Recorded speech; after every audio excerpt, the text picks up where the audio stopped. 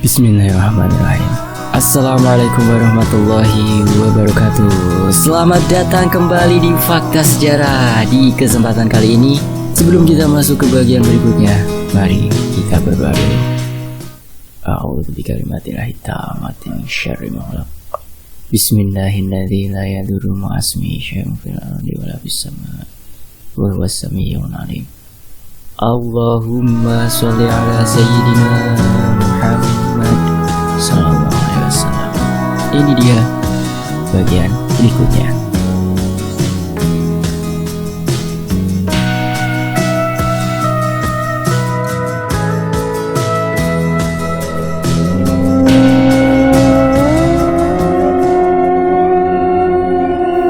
Sesampainya di rumah, Bu Heni merasakan aura berbeda dari rumahnya. Biasanya dia merasakan tenang karena memang dari orang tuanya sudah dipasangi pageran culono, yaitu sebuah pagar dari gangguan makhluk halus yang berupa bambu kuning yang diisi kertas emas bertulisan "Sing gawe Allah ndang lunga, sing gawe becik padha cemedhak", yang hanya bisa dilakukan oleh orang yang sudah menguasai ilmu hitam dan juga dijaga oleh bawon ireng wujud anjing hitam dengan tanduk sapi di kepalanya dan berekor kuda, termasuk jenis makhluk halus juga. Tapi auranya sekarang berubah drastis seperti tidak ada penjaganya. Bu Heni menyadari kepergiannya selama 2 minggu membuat penunggu rumah itu tidak ada yang mengurus. Jadi mungkin saja mereka pergi. Baru saja Bu Heni didorong masuk pintu oleh Mbak Yanti. Tiba-tiba Bu Heni langsung muntah. Dan muntahnya itu aneh, yaitu berupa rambut dan ada paku. Semua yang melihatnya langsung kaget. Pak Hadi bingung dan berusaha membawa Bu Heni keluar rumah lagi untuk dibawa pada dukun. Udah Pak, gak apa-apa. Ini udah biasa dibanding dengan yang menyerang ibu waktu itu dan membuat ibu masuk rumah sakit. Yanti, bawa ibu masuk ya, perintah Bu Heni. Mbak Yanti hanya mengikuti kemauan ibunya itu. Semua hanya diam, tidak tahu apa-apa.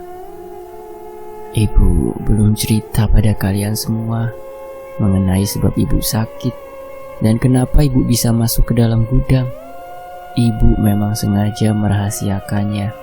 Mungkin ini waktu yang tepat untuk menceritakannya, kata Bu Heni. Bu Heni pun menceritakan semua yang terjadi dan yang dia alami sewaktu masuk gudang. Semua mendengarkannya dan geleng-geleng kepala, termasuk rahasia dia di waktu mudanya dan rahasia ibu dan ayahnya dulu yang pernah tinggal di rumah itu, dan menceritakan betapa beratnya tanggungan menjadi Wedoro dan penari Arimbi yang harus berhadapan dengan makhluk halus.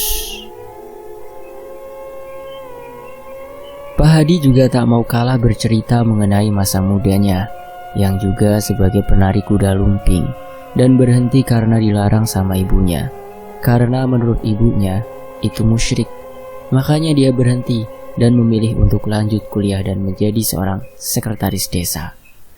Pak Hadi juga bercerita bahwa menjadi sekretaris desa tidak mudah caranya. Harus pakai ilmu hitam, yaitu ilmu pasirep, agar orang-orang jadi suka. Setelah mereka saling bercerita, mereka langsung makan malam yang dimasak oleh Mbak Yanti. Setelah masuk rumah ini, ibu merasakan aura dan hawa yang berbeda. Jadi ibu minta tolong pada kalian untuk jangan berbuat sekehendak sendiri. Apabila menemukan hal-hal aneh, harus manggil bapak atau ibu. Kalian paham? Kata Bu Heni. Iya Bu, paham, jawab mereka. Setelah makan dan cuci piring, seperti biasa, Mbak Yanti memasuki kamar dan membaca beberapa lembar ayat Al-Quran sebelum tidur. Berbeda dengan kamar Bu Heni dan Pak Hadi, yang mana mereka melakukan ritual yang biasa dulu mereka lakukan ketika masih muda. Ketika Bu Heni masih suka jadi Wedoro dan Pak Hadi sebelum dilantik jadi sekretaris desa, yaitu mereka melakukan semedi. Bu Heni bersemedi sambil terlentang di atas daun pohon pisang hanya dengan memakai selendang batik yang menutupi tubuhnya, dan Pak Hadi telanjang dada duduk di sampingnya. Mereka melakukan ritual untuk membentengi rumah dari mara bahaya dan gangguan makhluk halus. Sosok jin yang jadi pembantu milik kedua orang tuanya dan yang menemaninya sejak kecil. Dengan ilmu kebatinannya, Bu Heni mencari keberadaannya di sekitar rumah, namun tidak ada. Malah Bu Heni bertemu dengan sosok siluman ular dan gerandong, yaitu sosok hitam berambut gimbal dan bertanduk, atau makhluk yang dilihat Mbak Yanti dan Mas Hendri sewaktu Bu Heni di rumah sakit. Makhluk itu mencoba mencari celah agar bisa masuk. Ternyata tidak bisa, karena benteng yang dibuat Bu Heni dan Pak Hadi sangat kuat. Pak Hadi melalui ilmu kebatinannya berubah menjadi Pawon Ireng, sosok anjing yang langsung menyerang makhluk tadi, sehingga makhluk tadi pergi. Akhirnya, sampai pagi, rumah mereka aman.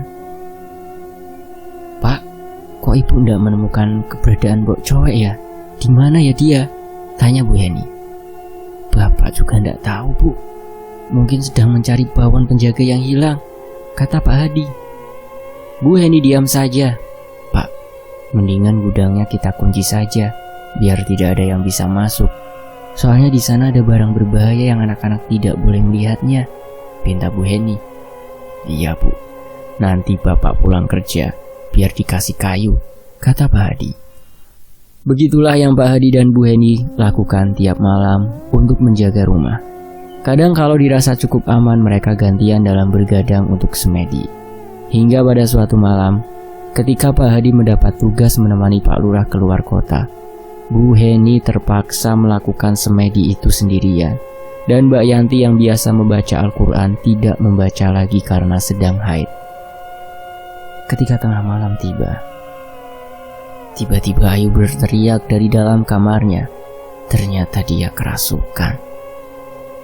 Mbak Yanti yang mendengarnya langsung terbangun dan berlari ke kamar Mas Hendri. Mas, buka pintunya, kata Mbak Yanti. Ada apa sih, Dek? Tanya Mas Hendri kebingungan. Ayu kerasukan, Mas, dan kamarnya terkunci dari dalam, kata Mbak Yanti. Mas Hendri dan Mbak Yanti bergegas ke kamar Ayu dan didobrak pintunya. Brak! Pintunya terbuka. Dan benar saja, Ayu tengah kerasukan sambil berteriak-teriak dan matanya melotot, membuat suasana menakutkan. Mereka mencoba menolong Ayu, namun tubuh Ayu dililit oleh siluman ular, sehingga tubuh Ayu sulit bergerak. Melihat hal itu, Mbak Yanti langsung bergegas ke kamar ibunya dan membangunkan ibunya dari semedinya.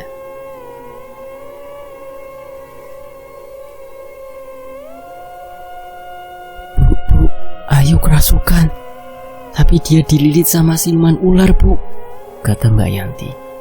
Bu Heni langsung duduk dan memakai bajunya. Yanti, bawa ibu ke kamar Ayu sekarang, perintah Bu Heni. Mbak Yanti pun membawa Bu Heni masuk kamar Ayu. Dilihatnya Ayu masih kerasukan. Yanti, cepat ambilkan air segelas dari dapur, perintah Bu Heni. Mbak Yanti langsung lari ke dapur dan mengambilkan air segelas, kemudian membawanya ke hadapan ibunya. Hendri, tolong ambilkan dupa di bawah tempat tidur ibu, sekalian sama coweknya, perintah Bu Heni. Tanpa berpikir panjang, Mas Hendri mengikuti kemauan ibunya. Sedangkan Ayu masih kerasukan dan siluman ular itu masih melilit tubuh Ayu. Kemudian Bu Heni membaca mantra. Tak lama kemudian ular itu melepaskan lilitannya dan berbalik mau menyerang Bu Heni. Tapi tidak bisa, karena Bu Heni sudah memasang dupa di depannya. Wujud siluman ular itu berubah menjadi wanita cantik dan bertubuh molek, tapi setengah badannya masih berwujud ular besar. Sopo kowe? Hadik Bu Heni. Saya adalah anak dari Ceculo yang sudah dibunuh oleh suamimu, kata siluman ular itu. Ono opo tujuanmu rene? Tanya Bu Heni. Saya disuruh membalaskan dendam ibu saya yang nyuruh tuanya, kata siluman ular itu. Siapa tuan yang menyuruhmu? Nyi Dayang Indah Paraswati, kata siluman ular itu. Bu Heni langsung terkejut seolah tidak percaya jika teman baiknya itu Bu Indah benar-benar melakukan santet untuk keluarganya. Masih ingat kan di awal Bu Indah yang memberikan apa itu kue? Dan Bu Heni pun merasa marah dan mengambil sisik ular itu dan menuliskan tulisan yang menunjukkan kepemilikan untuk ular itu. Bu Heni membawa sukma ular itu ke alam lain. Di sana Bu Heni bisa berjalan layaknya orang biasa dan bisa bertarung sekehendaknya. Tidak perlu waktu lama Bu Heni untuk bisa mengalahkannya, karena ular itu tingkatan ilmunya di bawah Bu Heni. Setelah sukma Bu Heni masuk, dia langsung menjalin kontrak dengan ular itu. Ketika Bu Heni akan mengobati Ayu, tiba-tiba Ayu berteriak dan berlari ke sana kemari. Mas Hendri dan Mbak Yanti yang melihatnya berusaha menangkapnya dan menahannya. Jangan kesini lagi. Rumahmu ini sudah jadi incaran Dewi Nawangsi. Rumah ini akan diserang sama bala tentaranya, kata suara yang berasal dari tubuh Ayu. Kamu siapa? Tanya Bu Heni. Goblok, aku ini mbok cowek.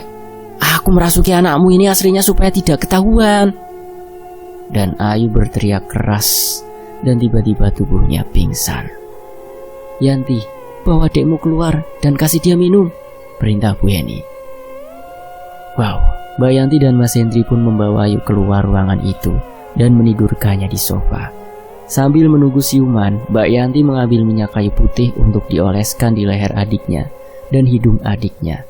Sedangkan di dalam kamar, Bu Heni berusaha mengejar sosok mbok cowek yang tiba-tiba ia kabur. Melalui ilmu kebatinannya, ternyata Bu Heni bisa menemukan mbok cowek, namun ia sedang dipenjara pada sebuah ruangan bawah tanah milik kerajaan. Bu Heni merasa asing dengan kerajaan ini. Dia berjalan menyusuri setiap lorong kerajaan, namun kosong.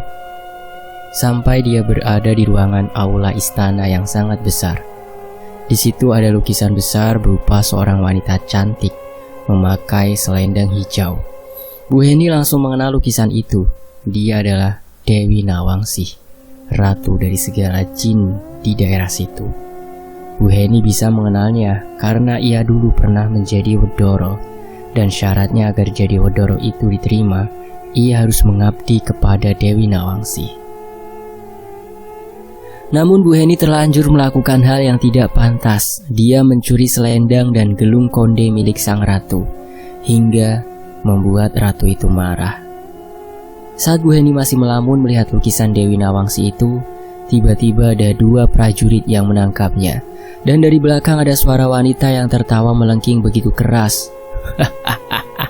Akhirnya kamu sampai ke sini juga, Roro, kata Dewi Nawangsi. Ratu itu mendekati Bu Heni dan menyentuh punggung Bu Heni. Sekarang kamu sudah jadi sakti, mengalahkan para prajurit kerajaanku. Kekuatanmu sudah seperti patih dan kesatria kerajaan. Aku suka, Roro. Kamu bakal kujadikan patih di kerajaanku, kata ratu itu sambil mengelus wajah Bu Heni. Ampun Gusti Ratu, kula mboten saged. Kula badhe dados tiyang biasa mawon, kata Bu Heni. Kurang ajar gue. Kamu sudah mengambil gelung konde dan selendangku. Kamu dulu tak kasih ilmu, tapi kamu malah ngelawan perintahku. Ratu itu menampar wajah Bu Heni. Prajurit yang memegangnya tadi melepaskan Bu Heni dan membiarkan agar sang ratu bisa memukulinya.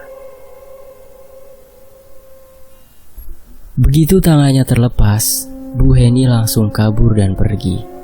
Bu Heni tidak mau mengabaikan kesempatan untuk kabur. Roro kurang ajar, teriak ratu. Ratu kemudian mengerahkan seluruh pasukannya untuk menghampiri rumah Bu Heni. Begitu sukma Bu Heni kembali, ia berteriak memanggil Mbak Yanti. Yanti, bawa ibu keluar sekarang, teriak Bu Heni dari dalam kamarnya Ayu. Mbak Yanti langsung masuk dan membawa Bu Heni keluar kamar. Cepat telepon ayah kamu, suruh dia pulang sekarang juga, kata Bu Heni.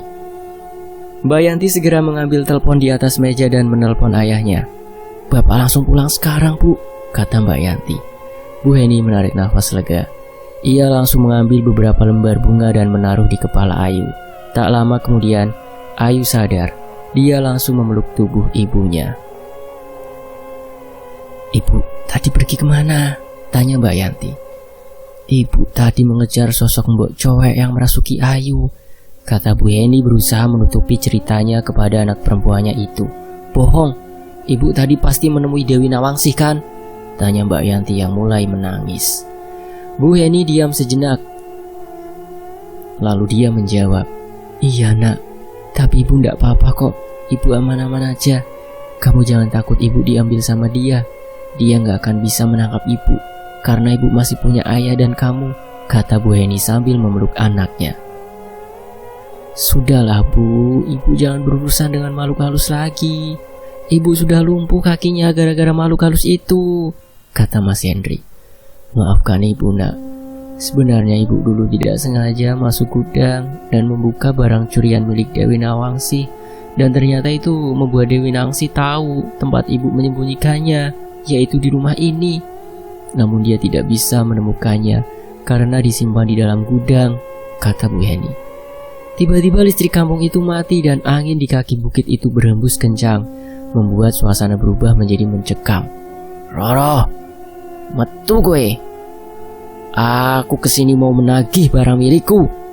Yanti, ayo Hendri, cepat masuk kamar ayo. Semuanya cepat, perintah Bu Heni. Tapi ibu gimana Bu? Tanya Mbak Yanti. Jangan pedulikan ibu, cepat masuk kamarmu, perintah Bu Heni. Mbak Yanti pun membawa mereka masuk ke kamarnya dan bersembunyi di kamar. Mas Hendri mencari celah di atas pintu dan melihat apa yang terjadi dengan ibunya. Namun karena gelap, ia tidak melihat apa yang terjadi secara jelas.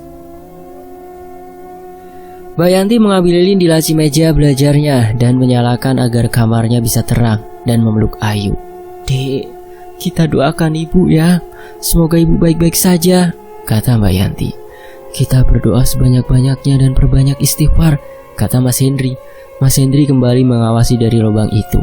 Suasana malam itu benar-benar mencekam dan menakutkan. Tiba-tiba terdengar dari luar pintu depan didobrak dan pengawal memasuki rumah Bu Heni. Satu persatu pengawal mencoba menangkap Bu Heni namun tidak bisa karena kuatnya mantra yang dibawa oleh Bu Heni. Sampai sang ratu sendiri yang melawannya. Sang ratu mulai membaca mantra yang berupa kidung atau nyanyian Jawa. Ya, seperti itu kidungnya. Gending Jawa tiba-tiba mengiringi kidung yang dibaca oleh ratu itu, membuat suasana semakin merinding. Karena kuatnya pengaruh kidung itu membuat angin kencang dan banyak benda-benda berjatuhan. Akhirnya Bu Heni merasa kewalahan dan kalah. Dan Bu Heni pun ditangkap oleh Ratu Jin Dewi Nawangsih.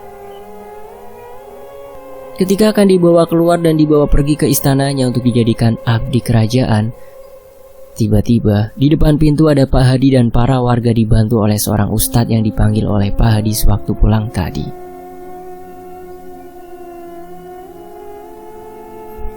Lepaskan istriku, dia bukan hakmu lagi. Dia sudah lepas perjanjian denganmu dan ilmumu, kata Pak Hadi. Kamu tahu apa? Istrimu ini sudah sembrono padaku, jadi sekarang hakku untuk memilikinya, kata Dewi Nawangsih. Warga yang melihat wujud Dewi Nawangsih langsung kaget dan terheran-heran, sekaligus takut. Karena Dewi Nawangsih itu jarang sekali menampakkan diri. Bahkan dulu ada seorang pemuda yang tidak sengaja melihat Dewi Nawangsih sedang mandi di telaga bersama para abdi kerajaannya. Besoknya langsung mati kecelakaan dengan cara mengenaskan. Kalian semua jangan menghalangi aku, nanti akan jadi bencana bagi desa ini, kata Dewi Nawangsih dengan nada marah. Sudah Pak, mendingan kita mundur saja, karena musuhnya ini Dewi Nawangsih. Takutnya malah jadi bencana bagi desa ini, kata Pak RW. Iya Pak, betul, kita mending mundur saja, kata Pak Andre, salah satu RT di kampungnya. Iya Pak, akibatnya bisa fatal, kata warga yang lain. Pak Hadi bingung harus bagaimana. Dia harus menyelamatkan istrinya atau ikuti kemauan warganya. Sudahlah Pak Hadi, ikhlaskan saja, demi kebaikan desa kita juga, kata Pak Lurah. Pak Hadi menatap wajah Pak Lurah. Tiba-tiba Bu Heni mengatakan sesuatu yang mengejutkan bagi Pak Hadi dan warga di situ. Sudahlah Pak, ikhlaskan ibu. Ini juga akibat dari ulah ibu sendiri sudah berbuat salah kepada Dewi Nawangsih.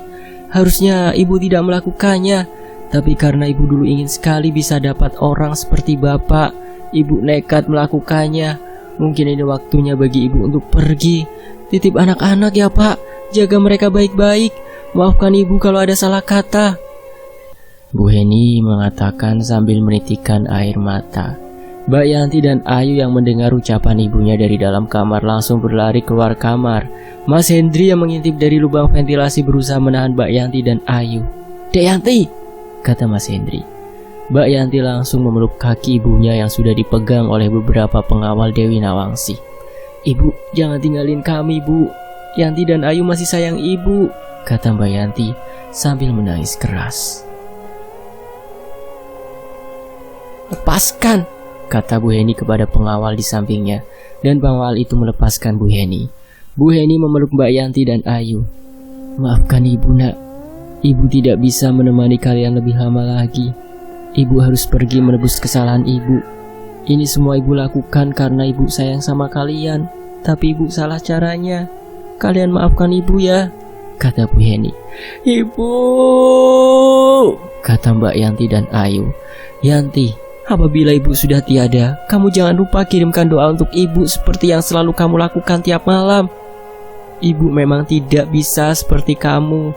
Ibu memang jarang sholat dan jarang ngaji. Kamu lebih baik daripada ibu, Nak," kata Bu Heni. "Iya Bu, tapi ibu jangan pergi," kata Mbak Yanti. "Ibu tidak pergi jauh, Nak. Kamu bisa bertemu ibu di alam lain. Kamu sudah bisa pergi ke sana tanpa perlu melakukan ritual seperti ibu. Kamu mendapat warisan ilmu putih kanuragan yang diberikan oleh almarhumah nenek kamu," kata Bu Heni. "Hahaha. Jadi ini toh anak perempuanmu yang bisa mewarisi ilmu putih? Memang orangnya suci gak kayak kamu, Roro," kata Dewi Nawangsi sambil tertawa. "Maksudnya Tuan Putri apa? Tuan Putri juga tidak suci. Tuan Putri juga melakukan keburukan yang keji," kata Mbak Yanti membela ibunya. Plak! Sebuah tamparan menampar di pipi Mbak Yanti. "Yanti," kata Bu Heni, "Tuan Putri jangan seenaknya sama anakku. Dia gak punya salah sama kamu," kata Pak Hadi. "Anak kecil berani bicara tidak sopan sama aku," kata Dewi Nawangsi dengan muka marah. "Bawa Roro keluar dari sini. Tidak betah aku lama-lama di sini," kata Dewi Nawangsi yang langsung membawa pergi Bu Heni menaiki kereta kudanya yang kemudian hilang di kegelapan malam. Para warga pun membubarkan diri termasuk Ustadz dan Pak Lurah yang bersamanya. "Maaf Pak Hadi, saya tidak bisa membantu apa-apa karena musuhnya itu begitu kuat dan ilmunya jauh lebih tinggi di atas saya. Walaupun saya bisa mengembalikan istri Bapak, mungkin nyawa saya yang jadi taruhannya. Jadi saya harap Pak Hadi dan keluarga diberi kesabaran dan ketabahan," kata Ustadz itu. "Ya Ustadz, terima kasih sudah mau datang. Tadinya saya ditelepon anak saya, katanya anak saya kerasukan. Jadi saya kira mudah saja bagi Ustadz, ternyata keadaannya justru berbalik. Maaf sudah mengganggu," kata Pak Hadi. "Yang sabar ya Pak, ini musibah bagi Bapak dan keluarga. Semoga Bapak dan keluarga diberi kesabaran," kata Pak Lurah. Kemudian mereka pergi dan Ustadz itu diantar pulang oleh Pak Lurah. Tak lama kemudian, azan subuh berkumandang, menunjukkan waktu pagi telah tiba. Malam yang begitu mencekam dan mengerikan sudah terlewati, namun memori akan kesedihannya masih terasa mendalam di dalam hati. Diliputi rasa duka dan sedih atas kehilangan sosok ibu yang selama ini bersusah payah membahagiakan keluarga. Ayu yang masih MTS itu kembali ke kamarnya dan mengurung diri sampai tidak mau makan. Sedangkan Mbak Yanti tidak henti-hentinya membacakan doa dan ayat suci untuk ibunya. Mas Hendri dilanda kegalauan dan kesedihan karena di umur-umur dia yang sebentar lagi menikah, tidak bisa lagi melihat kebahagiaan ibunya di sampingnya saat menikah. Semuanya bersedih dan berharap ibu bisa kembali lagi. Namun takdir memisahkan mereka begitu saja. Sang ibu telah pergi menebus kesalahan yang dilakukannya di masa mudanya untuk menjadi abdi kerajaan gaib yang dipimpin Dewi Nawangsi, penjaga telaga di lereng Gunung Prau. Dan kisah ini selesai. Sampai jumpa di kisah lainnya. Terima kasih untuk Mystic Myth. Dan tentunya makasih buat teman-teman yang udah mau menyimak kisah ini di sini. Sampai jumpa di kisah lainnya. Wassalamualaikum warahmatullahi wabarakatuh. Tetap di Fakta Sejarah.